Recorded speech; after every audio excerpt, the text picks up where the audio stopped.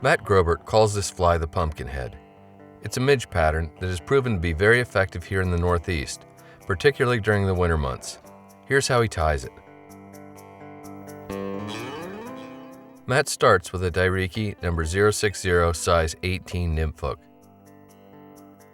He feeds a 2mm fluorescent orange bead onto the hook before mashing the barb and then securing the hook firmly in his vise. As is often the case, he uses 6/0 olive danbill for his tying thread. Start the thread immediately behind the bead and take wraps back toward the bend.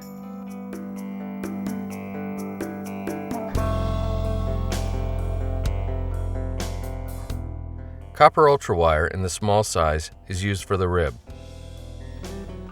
Secure the wire to the hook, leaving your thread at about the halfway point on the shank.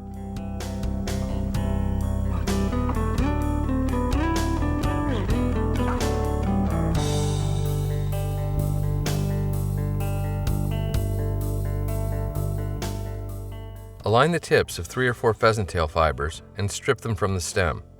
This particular feather has been dyed brown, but natural will work just fine.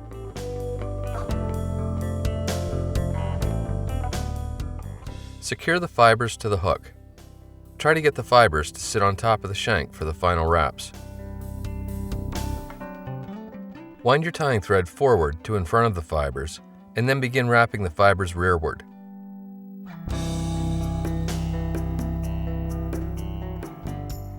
This technique is a little different than most tyers are accustomed to, but it works extremely well.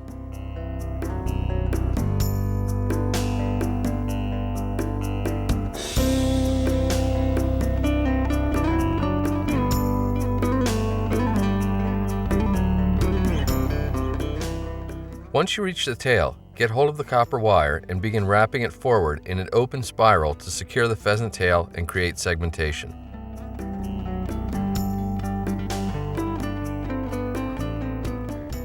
Secure the wire to the shank with a few good wraps of tying thread and helicopter to break it off.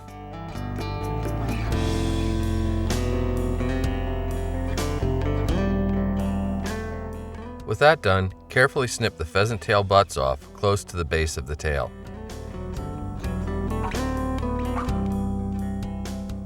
Fold a small hank of Z-Lon around your tying thread and bring it up to on top of the hook shank and tie it down with a few wraps.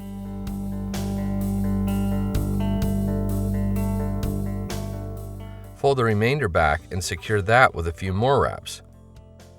Clear or white Antron will work just fine here if you have trouble finding Z-Lon. Snip the fibers off straight to create a small wing bud. Select a peacock herl from the first 2 inches or so below the eye and snip it free from the stem. Tie in the herl behind the bead and begin taking wraps forward to form a nice bushy collar.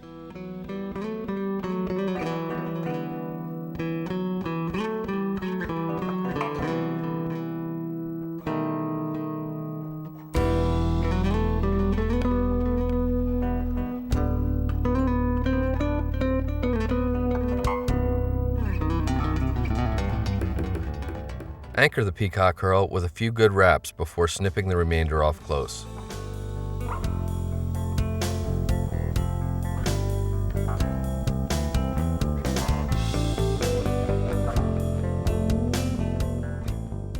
You can then whip finish the fly just behind the bead and snip or cut your tying thread free.